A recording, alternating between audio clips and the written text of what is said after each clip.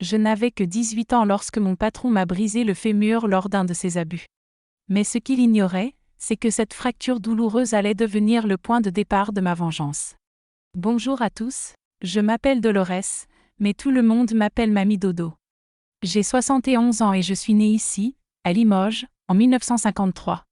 Aujourd'hui, je vais vous livrer une histoire que j'ai gardée au fond de moi pendant plus de 50 ans. Une histoire que je n'ai jamais racontée, pas même à mes enfants.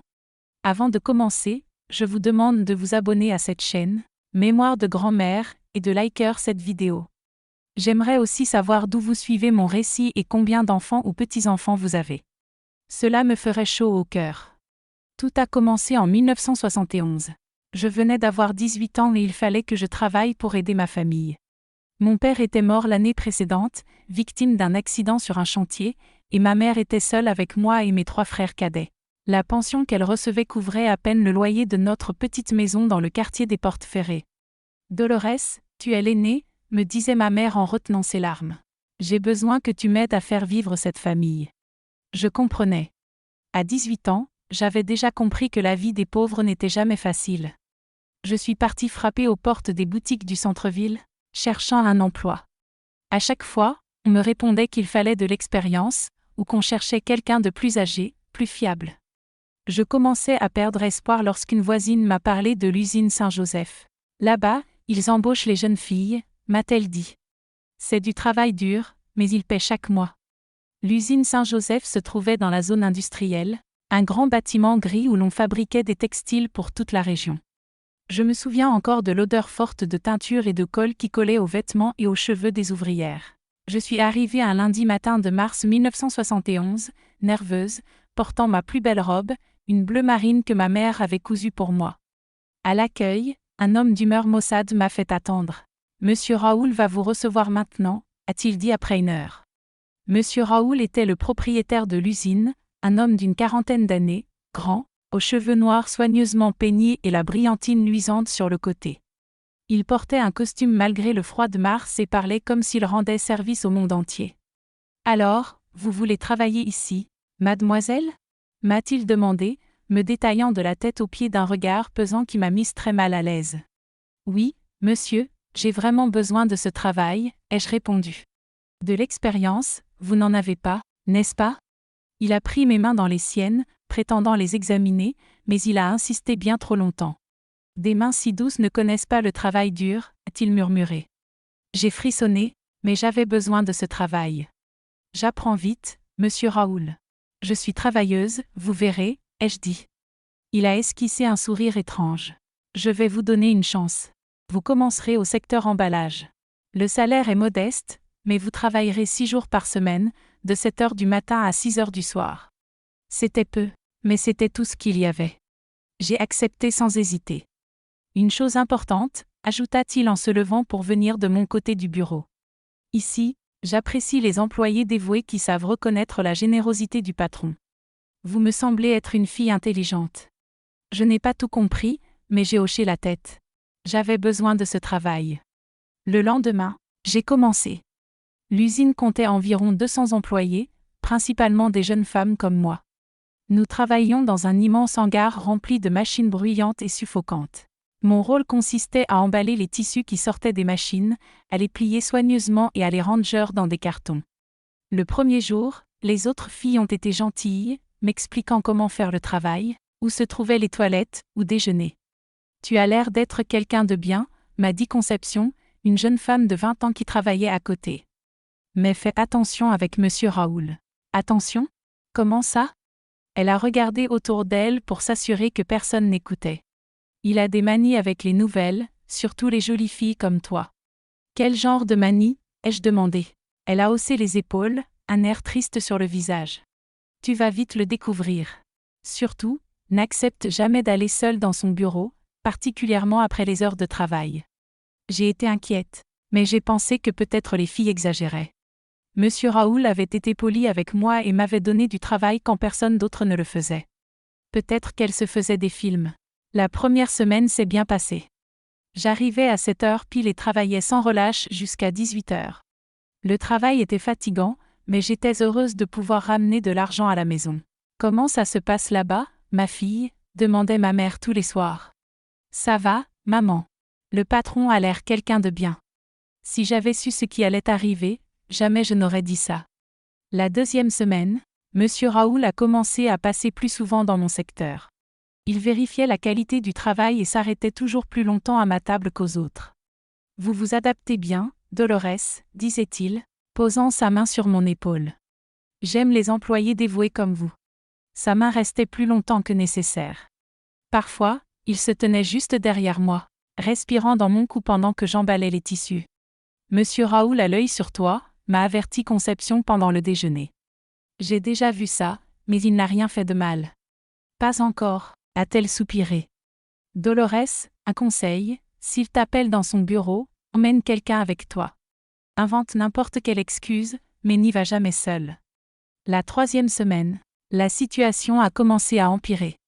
Monsieur Raoul m'appelait régulièrement dans son bureau pour parler de mes performances. La première fois, j'ai réussi à emmener Conception avec moi, prétendant qu'elle devait m'aider. Pas besoin d'amener quelqu'un, a-t-il dit, visiblement irrité. C'était juste pour parler de votre travail. Désolé, Monsieur Raoul, Conception m'apprenait des choses. La prochaine fois, je viendrai seule. Sa voix s'est durcie, c'était un ordre, pas une demande. Je me suis remémoré ces premiers jours, mon cœur serré par l'inquiétude et la peur. Si vous me regardez, laissez un commentaire pour me dire d'où vous suivez cette vidéo. J'adore savoir qu'il y a des gens de toute la France qui écoutent mon histoire. Et n'oubliez pas de vous abonner à la chaîne Mémoire de grand-mère et de liker la vidéo, cela m'aide à continuer de partager ces histoires. Le deuxième appel dans son bureau est arrivé un vendredi, presque à la fin de la journée. Je finissais d'emballer la dernière livraison quand il est apparu. Dolores, j'ai besoin de vous parler dans mon bureau maintenant. Mon cœur s'est emballé. Conception était déjà partie et le hangar presque vide. Je peux venir demain, Monsieur Raoul? Je termine ici maintenant. Sa voix est devenue plus dure, c'est au sujet de votre salaire. Bien sûr que je voulais parler de mon salaire. Un demi-salaire ne suffisait pas pour aider à la maison. Une augmentation aurait été une bénédiction. Mais ce fut la plus grande erreur de ma vie. Son bureau se trouvait au deuxième étage, loin du tumulte de l'usine. Une grande pièce avec un bureau massif, une bibliothèque remplie de livres et un vieux canapé dans un coin. « Asseyez-vous ici », dit-il en montrant une chaise devant le bureau. Je me suis assise, nerveuse. Il restait debout, se promenant, me regardant d'une manière qui me mettait mal à l'aise. « Vous êtes une fille intelligente, Dolores, travailleuse. J'aime ça. » J'ai murmuré, « Merci, Monsieur Raoul. Je pensais vous donner une augmentation, peut-être même vous promouvoir superviseur de secteur. » Mes yeux se sont illuminés. Superviseur, presque un salaire entier. Mais il s'est approché, s'installant derrière ma chaise, ces choses ne sont pas gratuites. Je dois savoir si je peux vous faire confiance, si vous êtes vraiment dévoué. Ses mains se posèrent sur mes épaules, lourdes et chaudes. Je suis dévoué, Monsieur Raoul, je travaille bien. Mais ce n'était pas seulement du travail dont il parlait. Ses mains ont descendu le long de mes bras. Je parle de loyauté, de gratitude. Alors j'ai compris ce que Conception voulait me dire. Mon cœur s'est emballé, mes mains moites. Monsieur Raoul, je pense qu'il vaut mieux que je parte. Vous n'allez nulle part. Sa voix était devenue menaçante. Savez-vous combien de filles rêveraient d'être à votre place? Combien feraient la queue pour travailler ici? Il s'est avancé, m'empêchant de me lever. Vous voulez ce travail ou non? Je le veux. Alors vous allez montrer que vous le méritez. Ce qui s'est passé ce jour-là dans son bureau, je ne peux pas le raconter en détail. Pas parce que je ne m'en souviens pas, mais parce que certaines choses sont trop lourdes pour être exprimées. Il m'a fait du mal. Il m'a humilié. Il m'a fait comprendre que, dans cette usine, je n'étais pas une employée, j'étais sa propriété. Si vous le racontez à quelqu'un, dit-il en rajustant son costume, vous serez viré immédiatement. Et je raconterai à tout le monde quel genre de fille vous êtes. Plus personne ne vous donnera de travail dans cette ville. Je suis sortie de ce bureau complètement anéanti. J'ai pris mon sac et j'ai quitté l'usine, marchant comme si j'étais ailleurs. Dans la rue, j'ai vomi à plusieurs reprises. Arrivée à la maison, je me suis enfermée dans la salle de bain. Je me suis douchée jusqu'à ce que l'eau chaude s'épuise, mais rien ne pouvait me laver de ce que je ressentais. « Tu vas bien, ma fille ?» a demandé ma mère au moment du dîner. « Juste fatiguée, maman », ai-je murmuré. Comment aurais-je pu raconter? Comment expliquer que le travail qui faisait vivre notre famille avait ce prix? Le samedi, j'ai pensé à ne pas retourner à l'usine. Je suis restée au lit, prétendant avoir de la fièvre. Mais le dimanche, en voyant ma mère compter et recompter nos maigres pièces, j'ai compris que je n'avais pas le choix. Lundi, je suis retournée au travail. Monsieur Raoul m'a salué comme si de rien n'était, devant tout le monde. Pourtant, dans ses yeux brillait une satisfaction nouvelle, un pouvoir qu'il savait exercer sur moi. « Bonjour Dolores, j'espère que votre week-end a été reposant, dit-il. « Bonjour Monsieur Raoul, répondis-je. Plus tard, il me demanda de revenir pour discuter d'un sujet dont nous avions parlé vendredi. Un sujet présenté comme banal, juste une conversation sur le travail. Conception a tout de suite remarqué que quelque chose en moi avait changé. « Qu'est-ce qu'il t'a fait ?» m'a-t-elle demandé à la cantine. « Rien, on a juste parlé de travail. » Ai-je menti? Elle a pris ma main.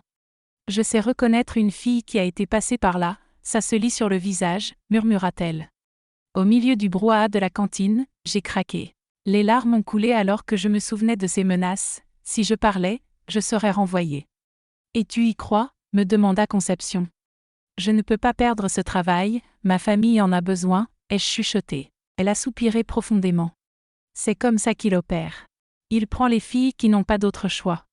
Certaines tiennent un moment, d'autres partent rapidement, mais il en trouve toujours de nouvelles. Cette discussion m'a ouvert les yeux sur une réalité que je refusais de voir. Ce n'était pas seulement moi. C'était un système, une routine. Monsieur Raoul exploitait le besoin des filles pauvres pour assouvir ses désirs, et j'étais juste une de plus sur la liste. Les semaines qui ont suivi ont été un cauchemar répété jour après jour. Il avait mis en place un rituel diabolique. Tous les 2 ou 3 jours, il m'appelait dans son bureau à la fin de la journée. Toujours sous le prétexte de parler de travail. Toujours avec la même menace voilée si je refusais. « Dolores, il faut que je vous voie immédiatement », murmurait-il avec légèreté en passant devant ma table pendant la journée. « Nous devons parler de votre rendement. » Rendement, comme si ça avait le moindre rapport avec le travail. Je cherchais des excuses. Je tentais de repousser la rencontre, mais il trouvait toujours le moyen de me mettre sous pression. « Vous voulez continuer à travailler ici, n'est-ce pas ?» C'était tout ce qu'il avait besoin de dire. Ma vie s'était transformée en un enfer silencieux. Durant la journée, je faisais semblant de me concentrer sur mes tâches. Je jouais à la fille normale, je parlais avec les autres employés, je déjeunais à la cantine, je respectais mes horaires. Mais à l'intérieur, je me mourais un peu chaque jour. À la maison, ma mère commençait à remarquer des changements. « Tu as perdu du poids, ma fille », dit-elle un soir en me servant le dîner. « Et ces cernes ? » ?»« C'est le travail, maman, c'est difficile mais je gagne bien ma vie. » »« Non, tu ne manques de rien ici. » Si seulement elle savait ce que je manquais vraiment. Mais comment le raconter? Comment expliquer que l'argent que je posais sur la table chaque mois avait un prix qu'aucune fille ne devrait payer? Au travail, Conception essayait de m'aider du mieux qu'elle pouvait. Parfois, elle inventait des urgences pour me tirer de son bureau. D'autres fois, elle restait près de moi quand il s'approchait. « Tu dois le dénoncer », insistait-elle. « Ça ne peut pas continuer comme ça. » Le dénoncer à qui? À Conception?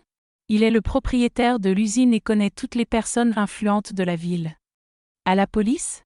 La police croirait une fille pauvre contre un entrepreneur respecté. Ce serait ma parole contre la sienne. C'était en 1971. Les femmes n'avaient encore aucune voix dans ce genre d'affaires, surtout les femmes pauvres, sans éducation et sans famille influente. Je savais que si j'essayais de porter plainte, ce serait moi la menteuse, celle qui voulait profiter de son patron.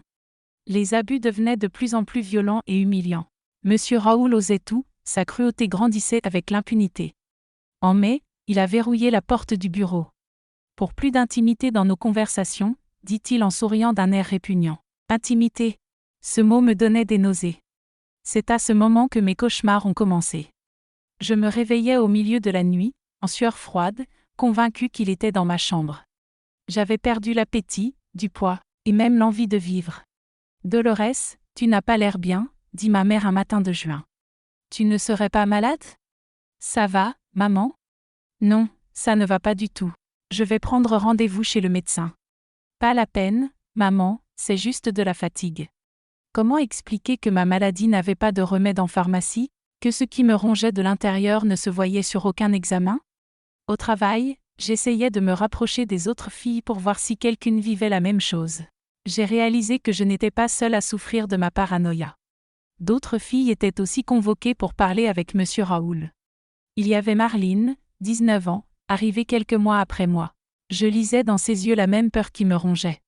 Rosine, encore plus jeune, sortait souvent de son bureau avec les yeux rouges d'avoir pleuré. On pourrait se soutenir, me suis-je dit, porter plainte ensemble. Mais lorsque j'ai essayé d'en parler, aucune n'a osé. La peur était plus forte que le courage. Toutes avaient besoin de ce travail. Toutes devaient subvenir aux besoins de leur famille. Toutes savaient qu'il avait trop de pouvoir pour être défié. Monsieur Raoul sentait notre désespoir et en profitait. Il savait exactement sur quel levier appuyer pour nous maintenir sous sa coupe. « Savez-vous ce qui arrive aux filles qui font du scandale » a-t-il dit lors d'une de ces séances d'horreur. Elles sont marquées. Aucun homme bien ne veut épouser une fille dont on parle. Aucun patron n'engage quelqu'un qui crée des problèmes. Marquée, ce mot que chaque fille redoutait d'entendre. Vous êtes intelligente, Dolores, me répétait-il. Vous n'allez pas gâcher votre vie à cause de bêtises.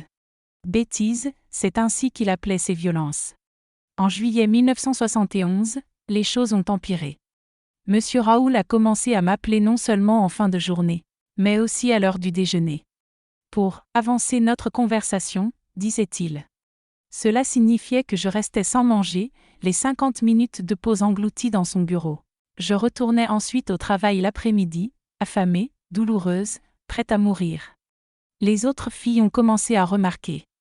Impossible de cacher ce qui se passait lorsque je revenais du déjeuner avec les vêtements froissés, les cheveux en bataille, les yeux rouges.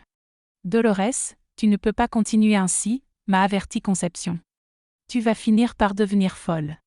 Peut-être l'étais-je déjà.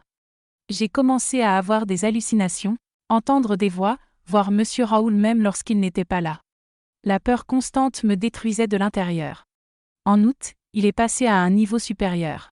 Plutôt que de m'abuser dans le bureau, il inventait des livraisons urgentes que je devais porter à son domicile. J'ai besoin que vous ameniez ces documents chez moi, disait-il en me donnant une enveloppe. C'est urgent. Sa maison était dans un quartier chic de la ville, une villa blanche avec un jardin parfaitement entretenu. La première fois que j'y suis allée, j'espérais encore naïvement que ce soit une véritable livraison de travail. Là, chez lui, sans personne autour, il se sentait libre de faire ce qu'il voulait. C'était pire qu'à l'usine, car à l'usine je savais que je finirais par sortir, qu'un employé pouvait apparaître. Chez lui, j'étais complètement à sa merci. Ici, personne ne peut nous déranger, disait-il en verrouillant la porte. Nous avons plus de temps pour nos conversations. Plus de temps signifiait plus de souffrance, plus d'humiliation, plus de moments où je voulais mourir. J'ai commencé à m'absenter du travail. J'inventais des maladies, simulais des évanouissements, tout pour fuir cette routine d'horreur. Mais il trouvait toujours le moyen de me punir.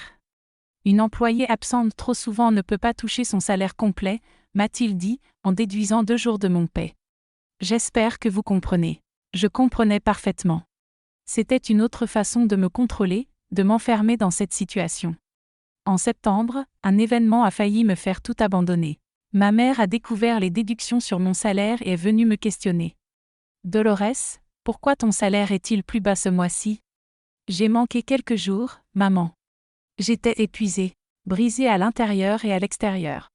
Ma mère me regardait avec inquiétude et disait, « Ma fille, tu ne peux pas te permettre de manquer, nous avons besoin de tout cet argent. » Voir cette inquiétude sur son visage, sentir que ma famille dépendait de cette somme gagnée dans la douleur m'a achevé un peu plus.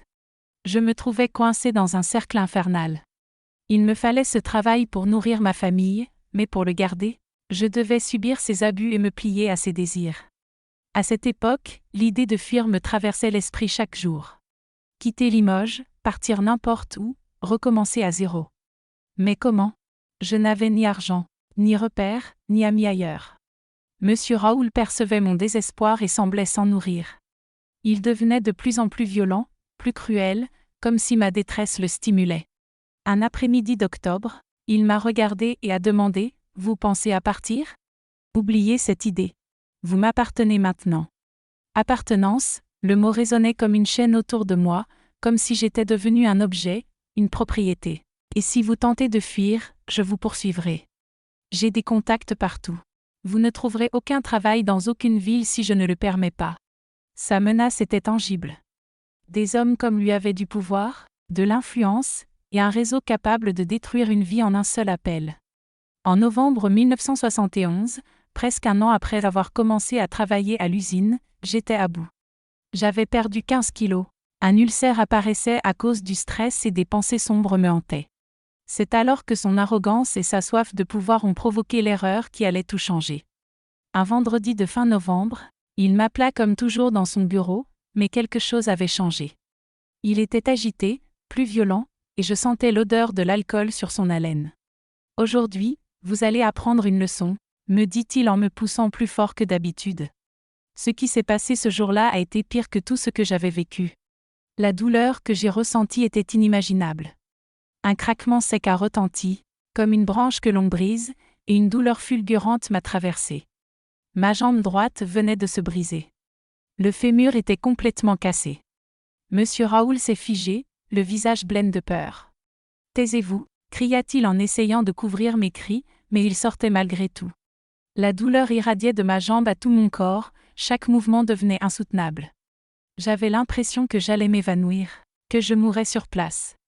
« Mon Dieu, qu'est-ce que j'ai fait » murmurait-il, le regard fixé sur ma jambe dans une position anormale. Pour la première fois, j'ai vu la peur dans ses yeux. Ce n'était plus l'homme puissant et dominateur. C'était un criminel dépassé par ce qu'il venait de provoquer. Même dans la souffrance, j'ai compris que j'avais enfin quelque chose contre lui. Quelque chose qu'il ne pouvait ni nier, ni cacher, ni justifier. Ma jambe brisée serait le début de sa chute. La douleur était intense, ma vision se brouillait. Chaque mouvement envoyait des ondes de souffrance à travers tout mon corps. Monsieur Raoul marchait nerveusement dans le bureau, comme un animal en cage. « Arrêtez de crier » hurlait-il, les mains tremblantes. Mais je ne pouvais pas me taire. C'était comme si toute l'angoisse accumulée depuis presque un an s'échappait par mes cris.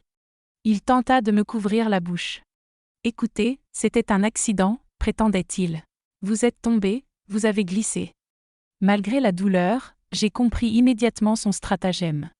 Il inventait déjà une version, un mensonge pour se protéger, pour sauver sa peau. « Personne ne vous croira si vous dites autre chose », disait-il, tremblant de sueur froide. « Qui pourrait croire une simple employée contre moi ? Vous êtes tombé, c'est tout. » Mais cette fois, c'était différent.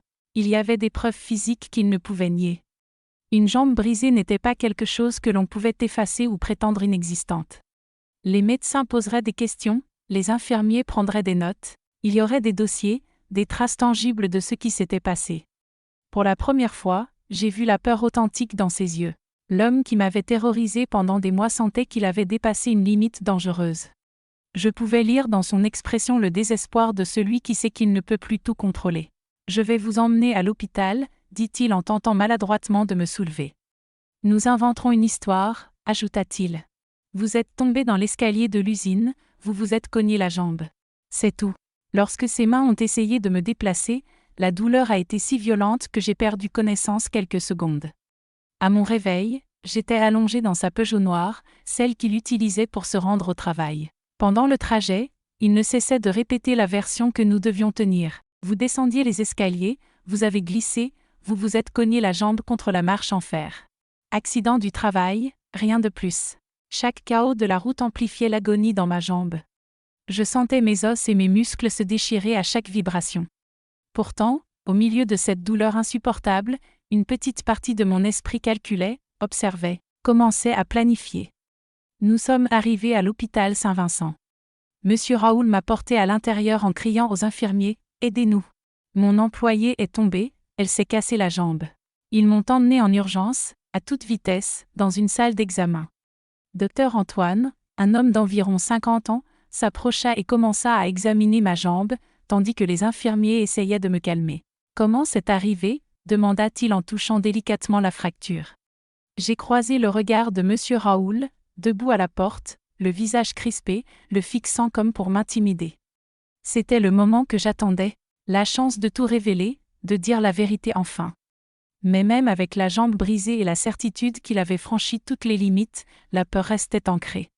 Presque un an de terreur ne disparaît pas en un instant, et mon corps, encore tremblant, le rappelait à chaque respiration. Je suis tombée dans l'escalier de l'usine et j'ai inventé un mensonge, sentant les larmes couler sur mes joues. J'ai glissé et heurté ma jambe. Le docteur Antoine a froncé les sourcils. Quel type d'escalier?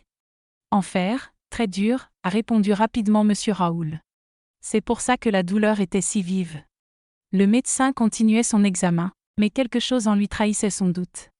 Il scrutait la fracture avec un air étrange, comme si notre version ne le satisfaisait pas. Il faudra opérer, finit-il par dire. La fracture est complexe. Il faudra du temps pour que ça se consolide. Opérer signifiait que je resterais à l'hôpital, loin de l'usine et de monsieur Raoul. Pour la première fois depuis longtemps, j'ai ressenti un léger soulagement. Combien de jours à l'hôpital? Demanda Raoul en jouant la carte de l'inquiétude. Au moins 2 semaines pour l'opération et les premiers soins. Après, elle aura besoin de kinésithérapie pendant plusieurs mois. J'ai vu son visage se crisper légèrement. Des mois sans contrôle sur moi, des mois où je parlerai avec des médecins, des infirmiers, d'autres patients. Des mois sans menace, sans intimidation. Je vais prévenir votre famille, a-t-il ajouté, feignant un souci paternaliste. Ils doivent savoir pour l'accident, insistait-il.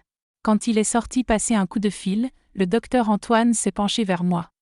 Dolores, je peux vous poser une question personnelle? Mon cœur a battu plus fort. Oui, cette fracture semble étrange pour une chute simple. Cela ressemble davantage à un traumatisme direct, une pression énorme appliquée sur la jambe. Il savait. D'une manière ou d'une autre, le médecin sentait que ce n'était pas un simple accident. Est-ce qu'il s'est passé autre chose que vous ne m'avez pas dit? Demanda-t-il. C'était ma chance. Un homme instruit, respecté, capable de m'écouter, de me croire. Mais la peur me paralysait encore. Non, docteur, c'est comme je vous l'ai dit. Il m'a fixé longuement avant de soupirer. D'accord. Concentrons-nous d'abord sur votre jambe. L'opération a eu lieu le lendemain matin. À mon réveil, ma mère était là, assise à côté du lit. Ma fille, comment c'est arrivé? Je suis tombée à l'usine. Monsieur Raoul a dit qu'il paierait tout le traitement, ai-je ajouté, feignant la naïveté. Ma mère semblait soulagée, parlant de chance et de générosité. Mais ces jours passés à l'hôpital ont commencé à changer quelque chose en moi. Éloigné de l'usine, loin des menaces permanentes de Raoul, mon esprit s'est mis à penser autrement. Les infirmières étaient attentives et bienveillantes. Les autres patients parlaient, partageaient des histoires, me traitaient avec dignité. J'avais oublié ce que cela signifiait, être considéré comme un être humain. Raoul venait chaque jour, apportant fleurs et fruits, jouant le rôle du patron inquiet. Mais lorsqu'on était seul, son vrai visage apparaissait. « J'espère que vous ne direz pas de bêtises à quelqu'un », murmurait-il à voix basse. « Rappelez-vous que votre famille dépend encore de moi. » Ces menaces sonnaient désormais creuses. Je percevais sa nervosité, sa crainte que je ne modifie ma version. Le 5e jour de mon hospitalisation, tout a basculé. Le docteur Antoine est revenu me voir, cette fois accompagné d'une femme d'environ 40 ans, très sérieuse. « Dolores, voici le docteur Hélène, notre psychologue. Elle aimerait vous parler. » La psychologue est arrivée et mon cœur s'est emballé. Pourquoi voulait-elle que je parle à quelqu'un? C'est la routine, a expliqué docteur Hélène. Nous rencontrons toujours les patients ayant subi des traumatismes pour accompagner leur rétablissement. Nous sommes restés seuls dans la chambre. Elle a tiré une chaise et s'est assise près de mon lit. Comment vous sentez-vous, Dolores? La jambe va mieux. Je ne parle pas de la jambe, je parle de vous, en tant que personne. Sa question m'a prise au dépourvu. Personne ne m'avait jamais demandé comment je me sentais, moi, individuellement. Je ne sais pas. Normal, je suppose. Docteur Antoine m'a dit que votre fracture est assez inhabituelle. Il a beaucoup d'expérience avec les accidents du travail et n'a jamais vu quelque chose de pareil. Mon sang s'est glacé. Mais c'était la réalité. Je suis tombée de l'escalier. Dolores, vous savez que vous pouvez me dire la vérité, n'est-ce pas? Rien de ce que vous me confierez ne quittera cette chambre sans votre accord. Pendant un instant, j'ai pensé tout lui révéler, mais la peur était encore trop présente. C'était un accident, docteur, ai-je murmuré. Elle m'a regardé un long moment, puis a soupiré. D'accord. Mais si jamais vous changez d'avis, vous pouvez m'appeler à n'importe quelle heure. Cette nuit-là, le sommeil m'a fui. Je repensais à la conversation avec docteur Hélène, au doute du docteur Antoine, à l'inquiétude de Raoul. Pour la première fois depuis presque un an, un petit espoir est apparu. Peut-être que je n'étais pas seule. Peut-être qu'il existait des gens prêts à m'aider. Le lendemain, j'ai reçu une visite inattendue. Conception est entrée dans ma chambre, les mains pleines de fleurs, un air inquiet sur le visage. Dolores, comment vas-tu? Ça va mieux, je pourrai bientôt retourner au travail. Tu es sûre que c'était un accident? Murmura-t-elle, jetant un coup d'œil autour. Pourquoi demandes-tu ça? Parce que je te connais depuis presque un an. Je sais comment tu marches, comment tu descends et montes les escaliers. Tu es prudente. Tu n'es pas du genre à trébucher. Ces paroles m'ont ouvert une brèche, une possibilité de dire la vérité à quelqu'un qui savait, qui soupçonnait déjà. Conception, il m'a fait ça. Ce n'était pas un accident. Les larmes ont coulé, incontrôlables. Il m'a menacé. Il disait que si je parlais, il me licencierait et salirait ma réputation. Ma famille a besoin de cet argent. Conception m'a prise par la main. Dolores, regarde-toi, regarde où tu es. Tu as failli mourir. Jusqu'où doit-il aller pour que tu réagisses? Elle avait raison. J'avais touché le fond. Mais que pouvais-je faire? Qui allait me croire? Je vais t'aider. Tu n'es pas seule dans cette histoire. Dans cette conversation, j'ai pris une décision qui allait changer ma vie. Je ne serai plus victime. Je ne laisserai plus ma peur guider mes choix. Quand elle est partie, j'ai appelé l'infirmière. Je veux parler à Dr Hélène. C'est urgent. Une demi-heure plus tard, elle est arrivée, s'installant dans la même chaise avec le même regard compréhensif. « Vous avez changé d'avis ?» demanda-t-elle. « Oui. » Alors j'ai tout raconté. Chaque humiliation, chaque menace, chaque abus. J'ai parlé des collègues qui avaient subi la même chose. J'ai expliqué comment il utilisait notre besoin d'argent pour nous maintenir prisonnières. Elle a écouté en silence, prenant des notes, posant des questions au moment opportun. Quand j'ai terminé, j'étais épuisée mais soulagée. Pour la première fois depuis presque un an, j'avais parlé ma vérité. Dolores, vous avez été très courageuse de tout me raconter. Maintenant, il vous faut décider ce que vous voulez faire. Qu'est-ce que je peux faire? Vous pouvez porter plainte, dit Dr Hélène. Nous avons des preuves médicales de la violence. Nous avons votre témoignage. Je peux vous mettre en contact avec des avocats spécialisés dans ce genre d'affaires. Elle ajouta doucement, il est vrai que certains ne vous croiront peut-être pas. Mais il y aura aussi des personnes qui vous croiront. Et cela peut empêcher que d'autres filles subissent ce que vous avez enduré. J'ai pensé aux autres employés de l'usine, à Marley, à Rosine, à celles qui viendraient après. Combien de vies M. Raoul allait-il briser si personne ne l'arrêtait? Alors j'ai senti une détermination monter en moi, une fermeté que je n'avais pas ressentie depuis des mois. Je veux qu'il paie pour ce qu'il a fait, ai-je dit. Dr Hélène a esquissé un sourire pour la première fois. Alors, nous allons commencer à travailler, a-t-elle dit. Dans les jours qui ont suivi, encore hospitalisés, nous avons commencé à bâtir le dossier contre Raoul. Dr Hélène m'a mise en contact avec Maître Maurice, un jeune avocat travaillant sur les droits des travailleurs. Votre cas est solide, m'a-t-il assuré après avoir entendu toute l'histoire. Nous avons des preuves médicales, un témoin, et un schéma de comportement clair. Nous pouvons le poursuivre pour agression, harcèlement sexuel et plusieurs autres infractions. Il a de l'argent et de l'influence, mais nous avons la vérité. Et parfois, la vérité suffit. Monsieur Raoul continuait à apparaître à l'hôpital, de plus en plus nerveux. Il sentait que quelque chose avait changé, que je n'avais plus la même peur qu'avant. Vous êtes différente, a-t-il dit lors d'une visite, les yeux étroits. J'espère que vous ne faites pas de bêtises.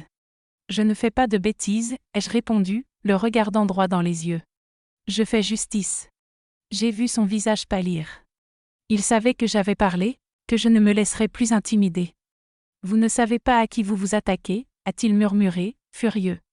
Je vais vous détruire, vous et votre famille. Vous avez déjà essayé de me nuire, mais vous n'avez pas réussi. C'était la première fois en presque un an que je lui répondais sans peur. Cette sensation de force, de ne plus être victime, était enivrante. 3 jours plus tard, j'ai reçu mon congé de l'hôpital. Ma jambe était encore plâtrée, j'avais besoin de béquilles, mais j'étais libre. Pour la première fois, je me sentais vraiment libre. Parce que maintenant, j'avais une arme contre lui. J'avais du courage, des alliés, un plan. La guerre avait commencé, et cette fois, je n'allais pas perdre. Quand je suis sortie de l'hôpital, les béquilles sous le bras, j'ai senti quelque chose que je n'avais pas ressenti depuis presque un an. L'espoir renaissait en moi.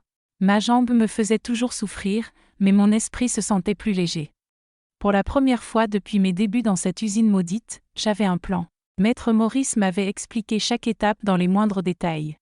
Nous allions poursuivre Monsieur Raoul pour agression et harcèlement sexuel, et peut-être créer un précédent qui pourrait protéger d'autres femmes à l'avenir. Il avait été franc sur les obstacles. Dolores, ce ne sera pas simple, m'avait-il averti. Il tentera de vous discréditer, d'acheter des témoins, d'engager des avocats coûteux. Vous devez vous préparer à une véritable guerre. Le mot « guerre » me faisait peur, mais il me donnait aussi de l'énergie. Après des mois à subir en silence, j'allais enfin pouvoir me battre. La première étape consistait à réunir toutes les preuves possibles. Nous avions besoin de témoignages supplémentaires, de documents, de tout ce qui pouvait démontrer son schéma de comportement. Maître Maurice m'a conseillé de chercher d'autres employés ayant vécu la même situation. Mais avant cela, je devais affronter ma famille. Lorsque je suis rentrée chez moi un après-midi de décembre 1971, ma mère m'accueillit avec un mélange de soulagement et d'inquiétude. « Dieu merci, tu vas bien ma fille ? Monsieur Raoul est passé hier. Il a dit que tu pouvais rester en arrêt aussi longtemps que nécessaire. » Quel homme généreux ! Homme généreux, si seulement elle savait. Maman, je dois te parler de quelque chose de très important. Nous nous sommes assises dans la cuisine de notre petite maison. Ma mère me servit un café et m'observa avec son regard maternel qui avait toujours le don de me calmer. « Qu'est-ce qu'il y a ma fille ? Tu es étrange depuis ton retour de l'hôpital. » J'ai respiré profondément. Dire la vérité à Dr Hélène avait été difficile, mais à ma propre mère ? Cela me briserait le cœur. Maman, ce qui m'est arrivé à l'usine n'était pas un accident. Ses sourcils se froncèrent. Comment ça n'était pas un accident ? Monsieur Raoul m'a fait souffrir volontairement, il m'a blessé. J'ai vu la confusion dans ses yeux se transformer lentement en horreur. Chaque mot était un coup de poignard dans mon cœur, car je voyais combien je lui faisais mal. Ma fille du ciel, murmura-t-elle quand j'eus terminé, les larmes coulant sur ses joues. Pourquoi ne m'as-tu pas parlé avant ? Parce que j'avais peur, maman. Peur de perdre mon travail, peur que personne ne me croie, peur de ses menaces. Elle me serra si fort que j'eus du mal à respirer, ses larmes trempant mes cheveux. Pardon, ma fille, pardon de ne pas avoir remarqué. Pardon de t'avoir laissé porter ça seule. Ce n'était pas de ta faute, maman. Si, c'était ma faute. Une mère doit protéger ses enfants. J'ai échoué. Dans cette étreinte, j'ai senti un allié de plus dans ma guerre contre Raoul. Ma mère avait toujours été une femme forte, et désormais, cette force était avec moi. Dans les jours qui suivirent, j'ai commencé l'enquête informelle suggérée par Maître Maurice. La première étape fut de retrouver Conception. Elle est venue chez moi un samedi après-midi, nerveuse mais résolue. « Dolores, j'ai décidé de t'aider. Je n'en peux plus de rester silencieuse alors que cet homme détruit la vie des filles. Tu es sûre ? Ça peut être dangereux. Bien sûr que j'en suis sûre, et je ne suis pas la seule. Marley et Rosine veulent aussi témoigner. » Mon cœur s'emballa. D'autres victimes prêtes à témoigner, cela changeait tout. Mais il y a encore quelqu'un, poursuivit Conception. Jurma, qui a travaillé là-bas jusqu'à l'année dernière, veut aussi parler. Son histoire va te choquer. Jurma avait quitté l'usine brutalement au milieu de l'année 1971. À l'époque, personne ne comprenait pourquoi elle avait quitté l'usine alors qu'elle avait réellement besoin de ce travail. Nous avons organisé une rencontre chez Conception pour le dimanche suivant. Quand je suis arrivée, boitant avec mes béquilles, j'ai découvert 4 femmes assises autour de la table de la cuisine, toutes avec ce mélange de peur et de détermination. « Merci d'être venue », ai-je dit en m'asseyant avec effort. « Je sais que ce n'est pas facile. » Marlene fut la première à prendre la parole. Elle confirmait tout ce que j'avais imaginé, les mêmes abus, les mêmes menaces, le même schéma de domination. « Ça a commencé 2 mois après mon arrivée, » dit-elle, la voix tremblante. Au début, c'était juste des compliments, puis ça a glissé vers des attouchements. Après, il n'avait même plus besoin de finir. Nous savions toutes. Rosine, la plus jeune, peinait à parler tant elle sanglotait, mais confirma qu'elle avait subi la même chose. Puis Jurma fit la révélation la plus bouleversante. « Les filles, vous croyez que nous sommes seuls ? Cet homme agit ainsi depuis des années, depuis qu'il a ouvert l'usine en 1965. »« Comment tu le sais ? » demandai-je. J'ai parlé avec d'autres filles qui ont travaillé là-bas avant nous. Sonia, partie en 1969, a vécu la même chose. Regina, en 1968, aussi. Et il y en a d'autres. Je réalisais alors combien de vies avaient été brisées au fil des ans. Pourquoi n'avez-vous jamais porté plainte? Demandai-je à Jurma. Pour les mêmes raisons que vous, peur, honte, nécessité. Mais quand j'ai su ce qui t'était arrivé, Dolores, j'ai décidé que ça suffisait. Nous sommes sortis de cette réunion avec un plan clair. Nous allions nous unir pour faire tomber ce monstre. Maître Maurice était euphorique en apprenant que 5 témoins étaient prêts à parler. Avec ça, nous avons un dossier solide, m'assura-t-il. Ce n'est plus la parole d'une employée contre celle du patron. C'est un schéma systématique d'abus. Mais M. Raoul ne restait pas inactif. Quand il apprit que je n'étais pas retourné au travail après mon arrêt médical, il commença à réagir. D'abord par l'intimidation directe. Un soir de janvier 1972, il frappa violemment à la porte de notre maison. « Dolores, j'ai besoin de vous parler. » Ma mère ouvrit la porte mais resta ferme. « Elle ne veut pas vous parler, monsieur. C'est au sujet de son travail, de l'avenir de votre famille. » Je sortis de la cuisine, boitant avec mes béquilles. Pour la première fois, je le faisais face hors de l'usine, loin de son pouvoir habituel. « Qu'est-ce que vous voulez ?» demandai-je. « Je veux vous faire une proposition. Revenez travailler. Oubliez ces bêtises qu'on vous a racontées et je double votre salaire. » Doubler le salaire représentait une somme énorme pour notre famille, la différence entre la pauvreté et une vie décente. « Et si je refuse ?» demandai-je.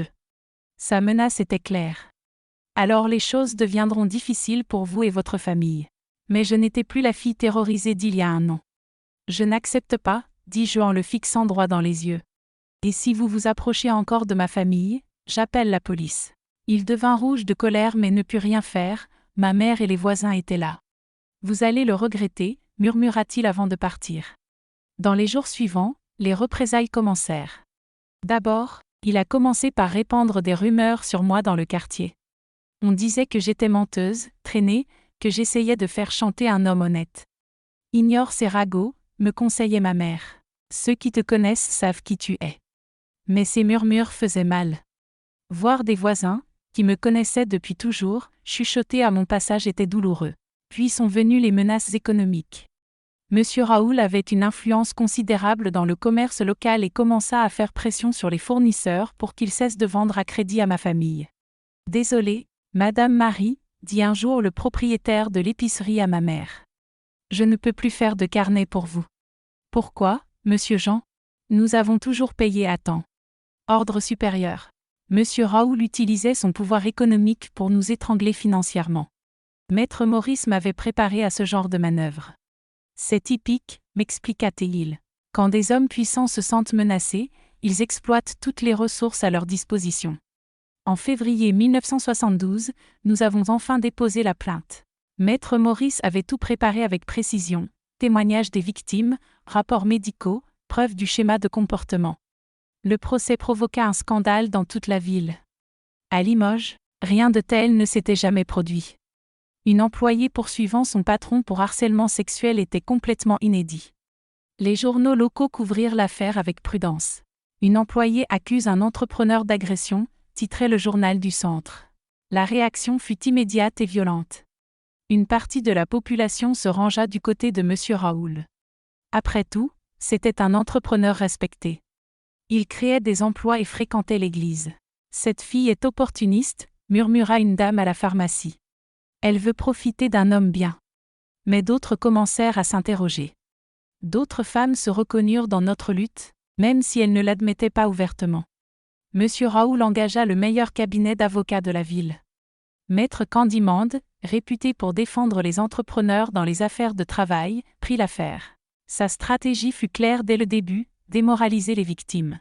« Mon client est un homme intègre, père de famille, pilier de la communauté », déclara-t-il aux journaux.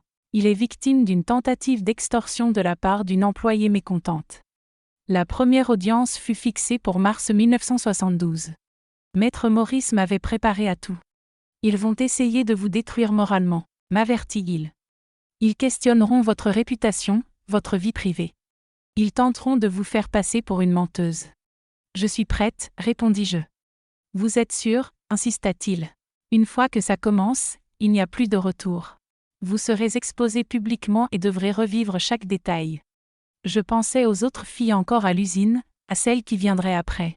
Je pensais aux vies que M. Raoul détruirait s'il passait entre les mailles du système une fois de plus. J'étais sûre de ma décision. Le jour de l'audience, j'arrivai au tribunal avec mes béquilles. Ma jambe allait mieux, mais j'avais encore besoin de soutien. Maître Maurice me rassura, cela montrerait au juge la gravité de l'agression. Le tribunal était bondé, journalistes, curieux, partisans des deux camps. Je n'avais jamais vu autant de monde pour un procès à Limoges. Quand M. Raoul est entré dans la salle, entouré de ses avocats huppés, nos regards se sont croisés. Pour la première fois, je n'ai pas ressenti de peur. J'ai senti la détermination monter en moi.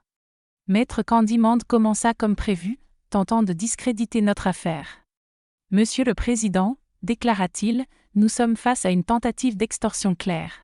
Des employés mécontentes profitant d'un accident du travail pour obtenir un avantage financier. » Maître Maurice répliqua avec fermeté. « Monsieur le Président, nous avons ici 5 femmes à des périodes différentes, toutes rapportant le même schéma. Ce n'est pas un hasard, c'est un système. Quand vint mon tour de témoigner, mon cœur battait à tout rompre. J'étais moi, une jeune fille pauvre de 19 ans, face à l'un des hommes les plus puissants de la ville. « Vous pouvez commencer, mademoiselle, » dit le juge DS Rocha. J'ai raconté chaque abus, chaque menace, chaque humiliation. Les larmes coulaient sur mon visage, mais ma voix restait ferme. C'était ma chance d'être entendue et je n'allais pas la gaspiller. Quand Maître Candimande m'interrogea, il tenta de me déstabiliser. N'est-il pas étrange de ne jamais avoir porté plainte avant? Pourquoi seulement maintenant, après l'accident? Parce que j'avais peur, et parce que ce n'est que maintenant que j'ai trouvé des gens prêts à m'aider, répondis-je. N'inventez-vous pas cette histoire pour obtenir de l'argent? Si c'était pour l'argent, j'aurais accepté sa proposition de doubler mon salaire. J'ai senti que j'avais marqué un point. Maître Maurice m'avait parfaitement préparé. Au cours de la semaine, les autres femmes témoignèrent à leur tour. Chaque récit confirmait le schéma et montrait qu'il ne s'agissait pas d'incidents isolés. Le moment le plus frappant fut celui de Jurma. « Monsieur le Président, dit-elle, j'ai parlé à au moins 8 femmes qui ont vécu la même situation dans cette usine. Certaines ont quitté la ville par honte. » Monsieur Raoul tenta de tout nier. Bien sûr, il nous qualifia de menteuses et se présenta comme victime d'une conspiration. Mais sa version ne tenait pas. Comment expliquer que 5 femmes inventeraient exactement la même histoire? Comment justifier le schéma de comportement révélé par des victimes qui ne se connaissaient même pas? Le procès dura 3 mois. 3 mois de tension, de menaces voilées, de pression psychologique. Mais aussi 3 mois où je sentis en moi une force nouvelle, que je ne savais pas posséder. En juin 1972, le verdict tomba. Le juge DS Rocha fut clair et direct. Ce tribunal reconnaît la véracité des faits rapportés par les victimes. Le schéma systématique d'abus est évident et inadmissible. Monsieur Raoul fut condamné à 2 ans de prison, au paiement d'indemnisation pour toutes les victimes et à la fermeture temporaire de l'usine. À l'annonce de la sentence, je fondis en larmes. Non de tristesse, mais de soulagement. J'avais gagné. Nous avions gagné. Monsieur Raoul tenta de faire appel, mais les tribunaux supérieurs confirmèrent la condamnation. En septembre, il fut emprisonné. Voir cet homme, qui m'avait terrorisé si longtemps, emmené menotté fut l'une des visions les plus libératrices de ma vie. La victoire eut un prix. Nous avons perdu des amis, affronté des préjugés, traversé des difficultés financières. Mais chaque sacrifice en valait la peine. Nous avions prouvé que c'était possible, des jeunes filles pauvres pouvaient affronter des hommes puissants et gagner. La justice n'était pas un privilège réservé aux riches. Et surtout, nous avions protégé d'autres filles de vivre ce que nous avions subi. L'usine rouvrit des mois plus tard, mais avec une nouvelle direction et des politiques strictes de protection des employés. Notre victoire résonna dans toute la région. D'autres femmes prirent courage et dénoncèrent leurs propres abus. D'autres procès furent ouverts. Nous avions planté une graine de changement qui fleurirait pendant des décennies. Après la condamnation de M. Raoul en septembre 1972, j'avais pensé que ma vie pourrait enfin suivre un cours normal. Comme j'étais naïve, la victoire en justice n'était que le début d'un voyage encore plus difficile. Reconstruire ma vie à zéro, à 19 ans, avec une jambe qui ne serait plus jamais la même, et une réputation entachée par les rumeurs qui circulaient en ville. L'indemnisation que j'avais reçue était conséquente pour l'époque, 15 000 nouveaux francs, presque 2 ans de salaire. Mais cet argent avait un prix émotionnel très élevé. Chaque centime représentait une humiliation subie, une nuit de terreur vécue, un morceau de ma dignité volée. Maintenant, tu peux te reposer, dit ma mère quand l'argent est arrivé. Mais me reposer était la dernière chose que je voulais. Pendant ces mois de procès, j'avais découvert une force intérieure que je ne soupçonnais même pas. J'avais affronté des géants, et gagné. Cette victoire avait réveillé en moi une ambition que je n'aurais jamais imaginé avoir. Le problème était, quel avenir une fille comme moi pouvait-elle construire ? Ma jambe droite gardait des séquelles permanentes. Je boitais légèrement et ressentais des douleurs après être restée debout trop longtemps. Les travaux physiques étaient écartés. Ma réputation compliquait encore les choses. La moitié des habitants me voyaient comme une héroïne, la fille courageuse qui avait défié le puissant. L'autre moitié me considérait comme une opportuniste, une manipulatrice. Dolores, tu pourrais chercher du travail dans un bureau, m'avait suggéré Conception.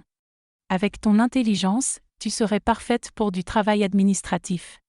J'ai essayé plusieurs bureaux en ville, mais je me heurtais toujours à la même barrière. Mon nom était associé au scandale.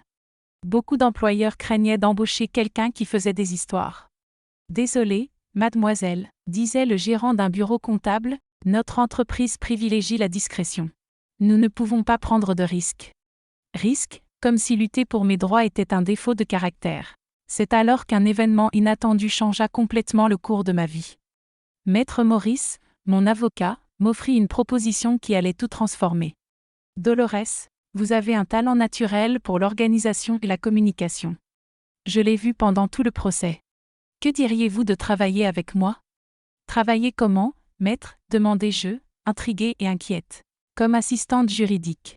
Je peux vous enseigner les bases du droit. Vous m'aiderez avec la paperasserie, l'accueil des clients. Et il y a une chose que vous faites mieux que n'importe quel avocat expérimenté. Quoi ? Vous comprenez les victimes. Quand une femme arrive ici, souffrant d'abus, de harcèlement, de violence, elle a besoin de quelqu'un qui sache ce qu'elle vit. Quelqu'un qui y a été. La proposition me toucha profondément et me fit peur. Le droit avait toujours semblé hors de portée, éloigné de ma réalité. Mais Maître Maurice n'offrait pas seulement un emploi.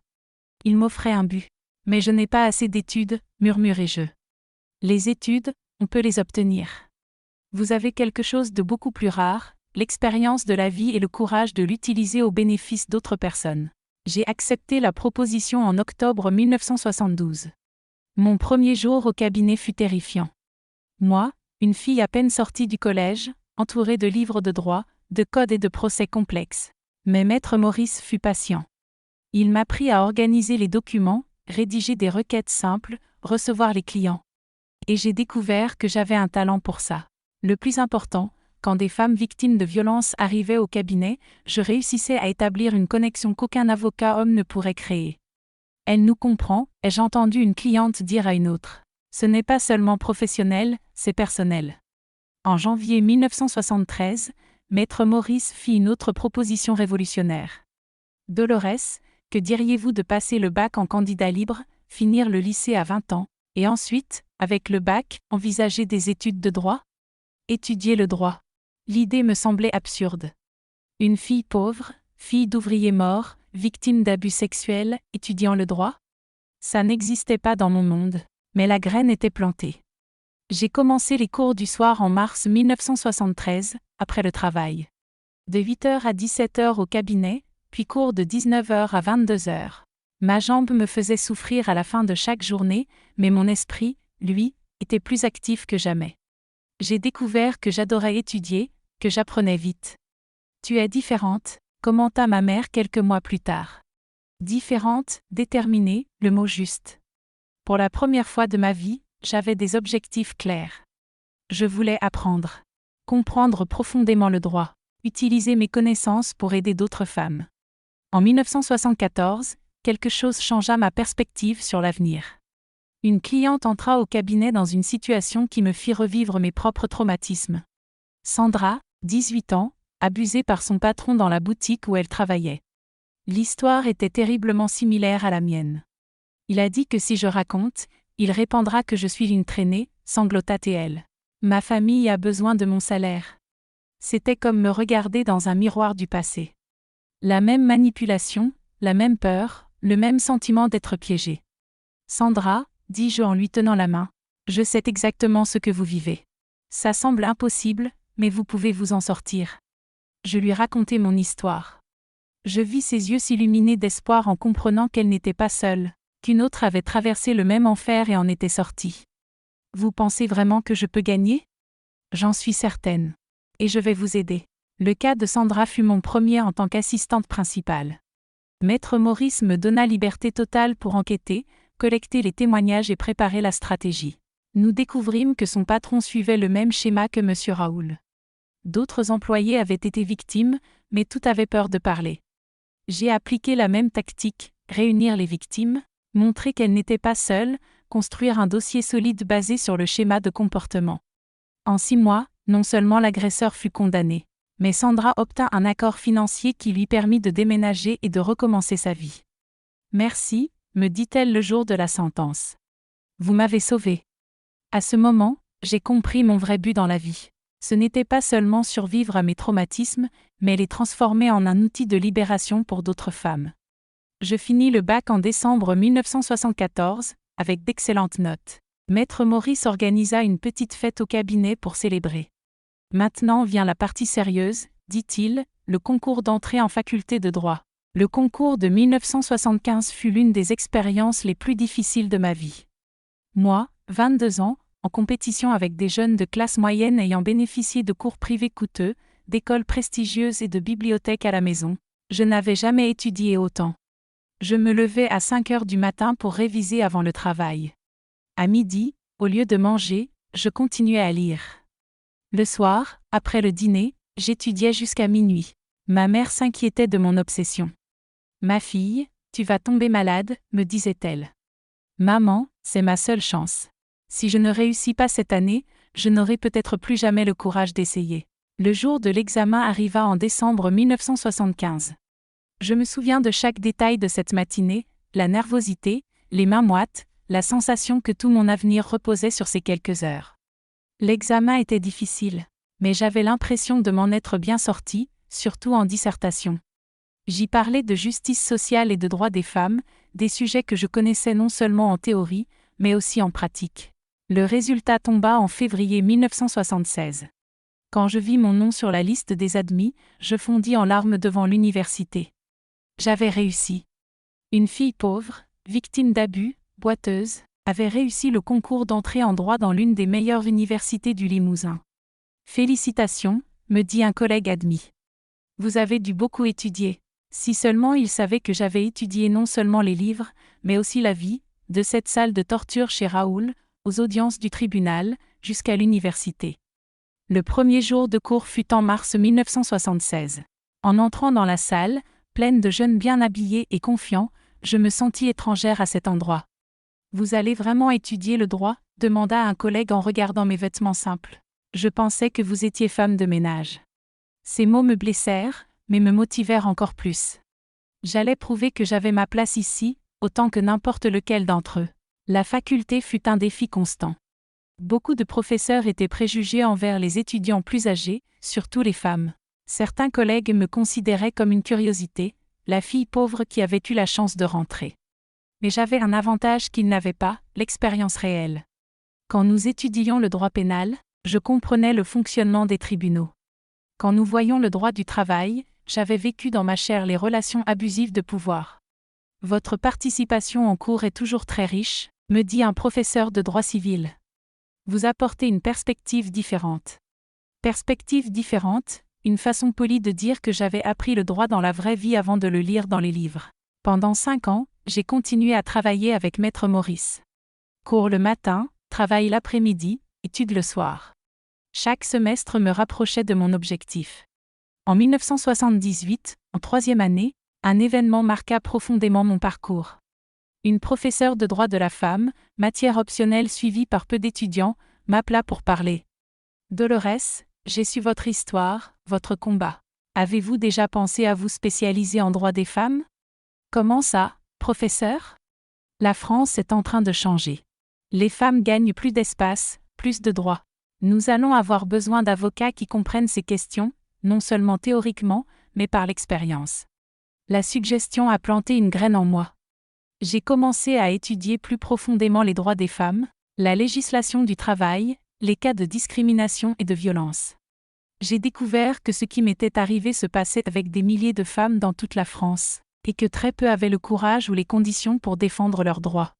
En 1979, j'ai écrit mon mémoire sur le harcèlement sexuel en milieu professionnel, une analyse juridique et sociale. J'ai utilisé mon propre cas comme étude principale, analysant les aspects légaux et sociaux du problème. Ce travail peut devenir un livre, m'a dit ma directrice de mémoire. Pionnier. Ce mot a commencé à définir ma trajectoire. Je me suis diplômée en décembre 1980, à 27 ans. À la remise des diplômes, quand je suis montée sur l'estrade, j'ai vu ma mère dans le public, pleurant de fierté. J'ai pensé à tout ce que j'avais traversé pour arriver là. La fille effrayée, abusée et presque tuée à 10 ans était devenue Dr Dolores, avocate diplômée, spécialiste en droit des femmes. Et maintenant, demanda Maître Maurice après la cérémonie. Maintenant, je vais ouvrir mon propre cabinet, spécialisé dans les affaires que personne ne veut prendre. Femmes pauvres, victimes de violences, travailleuses exploitées. Ça va être difficile de gagner de l'argent comme ça. Ce n'est pas une question d'argent. C'est une question de justice. En janvier 1981, j'ai loué un petit bureau au centre de Limoges et j'ai posé une plaque sur la porte, Dr Dolores Santos Droit social. Droit social, c'était ainsi que je définissais mon travail. Du droit pour le peuple, pour ceux qui n'avaient pas de voix, pour ceux que le système avait toujours oubliés. Les premiers mois furent difficiles. Peu de clients osaient franchir la porte. Beaucoup se méfiaient d'une avocate si jeune, surtout une femme, et surtout avec mon passé. Petit à petit, le travail est arrivé. D'abord des femmes recommandées par Maître Maurice, puis elles ont commencé à venir d'elles-mêmes. Des victimes qui avaient entendu parler de l'avocate qui comprenait leurs souffrances. En 2 ans, mon cabinet était toujours plein. Harcèlement sexuel, violence domestique, discrimination au travail, pension alimentaire. Chaque cas était une bataille, chaque victoire une petite révolution. Vous êtes en train de changer la ville, me dit Conception, devenue ma secrétaire. Les femmes n'avaient plus peur de porter plainte. Changer la ville ? Peut-être exagéré. Mais je sentais que je plantais des graines de transformation. En 1983, j'ai reçu une invitation qui allait à nouveau changer le cours de ma vie. Le gouvernement du Limousin créait la première antenne spécialisée pour les femmes du département et voulait que je participe au projet comme consultante. C'est une opportunité d'impacter des milliers de femmes, expliqua la coordinatrice du projet. Votre expérience serait fondamentale. J'ai accepté le défi. Pendant 6 mois, j'ai parcouru tout le département, formant des agents, accompagnant des fonctionnaires, créant des protocoles d'accueil. C'était gratifiant de voir que ma lutte individuelle s'était transformée en politique publique, que d'autres femmes auraient désormais accès à un accueil digne, respectueux et efficace. Mais le travail le plus important restait à venir. En 1984, j'ai décidé d'écrire un livre racontant toute mon histoire. Pourquoi maintenant ? Demanda ma mère. Parce que d'autres filles ont besoin de savoir que c'est possible, qu'on peut transformer la douleur en but, le traumatisme en force. Le livre a pris 2 ans à être achevé. Du traumatisme à la transformation, un parcours de survie et de victoire a été publié en 1986 et a eu un impact national. Votre histoire est inspirante, a dit une journaliste du Figaro. Elle prouve qu'on peut surmonter n'importe quelle adversité. Surmonter l'adversité, oui, c'était possible. Mais plus encore, il était possible de transformer cette adversité en combustible pour le changement social. Le livre m'a apporté une reconnaissance nationale. J'ai commencé à donner des conférences dans tout le pays, à participer à des émissions de télévision, à être consultée par des journalistes. Mais le plus important, des femmes de tous les coins de France ont commencé à me chercher. Lettres, coups de téléphone, certaines voyageaient des heures juste pour me rencontrer. Votre histoire m'a donné du courage, disait chacune. Et elles réussissaient. Une par une, ces femmes surmontaient leur traumatisme, construisaient de nouvelles vies et se transformaient de victimes en protagonistes. En 1987, à 34 ans, je me suis retournée pour regarder le chemin parcouru, de la fille brisée de 18 ans à l'avocate respectée au niveau national, du traumatisme à la transformation. Mais je savais que mon voyage ne faisait que commencer. Il y avait encore beaucoup à faire, beaucoup de femmes à aider, beaucoup de batailles à gagner. Et le plus important, j'avais découvert que ma plus grande victoire n'était pas d'avoir survécu aux abus, mais d'avoir transformé cette survie en outil de libération pour d'autres. Ma jambe droite me faisait encore mal les jours froids, me rappelant d'où tout avait commencé. Mais désormais, cette douleur avait une signification différente, ce n'était plus un symbole de traumatisme, mais de transformation et de victoire. Chers amis, si vous êtes arrivés jusqu'ici, merci de m'avoir écouté avec autant d'attention. Cette histoire n'a pas été facile à raconter, mais je sais qu'elle peut aider d'autres personnes à traverser leur propre tempête. N'oubliez pas de vous abonner à la chaîne Mémoire de grand-mère, de laisser un petit like pour soutenir le partage de ces histoires de vie, et de me dire dans les commentaires d'où vous me regardez. J'adore savoir qu'il y a des gens de toute la France qui me suivent. Un bisou au cœur de chacun et rappelez-vous, peu importe la taille de la tempête, un arc-en-ciel vous attend toujours de l'autre côté.